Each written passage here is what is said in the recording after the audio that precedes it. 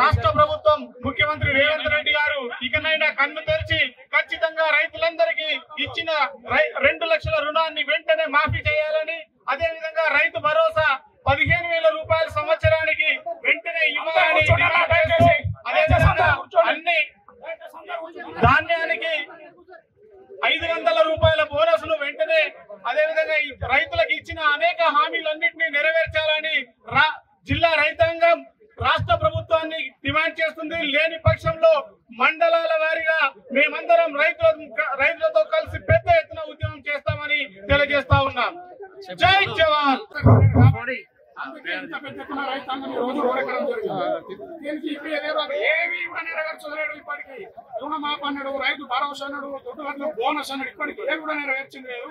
ఇక్కడనే కూతపెట్టి దూరం కొట్ల మినిస్టర్లు వచ్చారట, 3-4 పేర్లు వేయలేదు. కానీ దయచేసి మీరు 7 ఒక పరి మీరు వచ్చి రైతుల కోసం ఒకరు చూడండి, ఎంత కష్టపడుతున్నారు, ఏం చేస్తారు. ఇప్పుడు మాకు మక్క కోతలు ఉన్నాయి, ఎన్నో పనులు ఉన్నాయి, పనులను నుంచి పెట్టుకుని ఎండెంత కొడుతుంది, మాకు ఏం అవసరం ఇవ్వండి. అలాగని హామీలు ఇవ్వడం ఎందుకు, ఇక రైతుల్ని నెట్టిట్లా ముంచడం ఎందుకు?